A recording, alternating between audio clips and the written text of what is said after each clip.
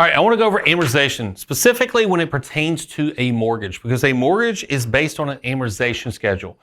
So we've all been there when you have a mortgage and you're in it, let's say 3 or 5 years in, and you want to refinance and you call the mortgage lender to get a payoff and you look at it and you're like, I mean, dang, that's basically what I bought the house for 3 or 5 years ago. For those kind of newer to this concept and may not be aware or even realize how a mortgage works, I want to show you and do a deep dive on how that works versus the antithesis of it, which is a home equity line of credit, which is what we are experts on.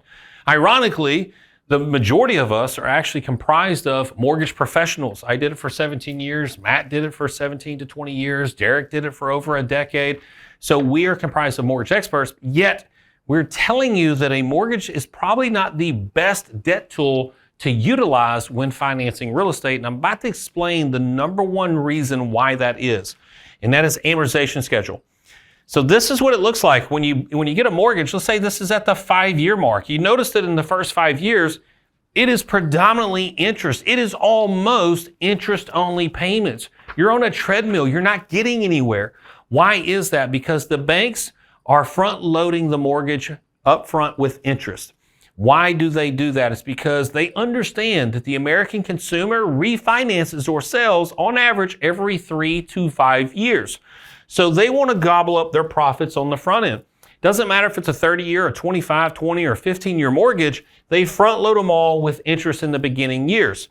This is a 30-year mortgage, but it's right here, this intersection where your principal starts to eclipse what your interest is as far as your monthly payment. Let's say you got $1,000 a month payment. It's going to take 18 and a half years at a low interest rate before your payment is predominantly principal versus being predominantly interest. So you're 18 and a half years in. Now, here's the other thing associated with the amortization schedule that most people don't realize is called a loan estimate. So what I'm holding here is an example of a mortgage loan estimate. And this is specifically page 3 of a mortgage loan estimate. This is based on a 3.875% interest rate that some folks may have gotten several years ago, but if you're buying or refinancing now, you're not getting anywhere near that. But even at 3.875, we go to the grocery store, we talk to our neighbors, we talk to our friends and say, yeah, I'm so proud I got a 3.875% interest rate. That is the rate. That is not your rate of interest. The interest rate dictates your payment. It does not necessarily dictate how much interest you are going to pay. This document, the government forces the lenders, called their CYA document, we all know what that stands for, it's their get out of jail free card that we have disclosed to you how much we are robbing you of your capital. And even though it's a 3.875% interest rate, this mortgage is almost 70% in interest. We see this all the time. It's called TIP, total interest percentage.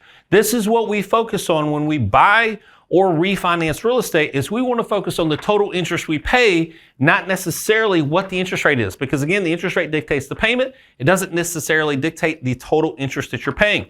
So by focusing on TIP and looking at this, if you had a 6% interest rate, this TIP could be over 100%. So let's say you're buying a $400,000 home. If you finance it and never refinance 3 or 5 years in, let's say rates drop, if you never do that and keep that 30-year loan for the life, you end up paying $800,000 for that home. Now, if you're into real estate investing like we are, you realize that even if you were to buy a home at $400,000 and then sell it 30 years later for $700,000, did you make money?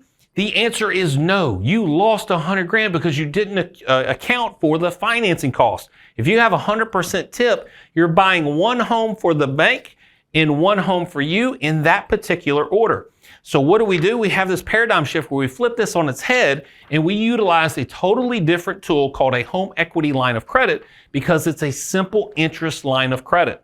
Now what it does, because it's open end, we also use it like our checking account. So all of our cash and resources are going into it to drive down the daily balance.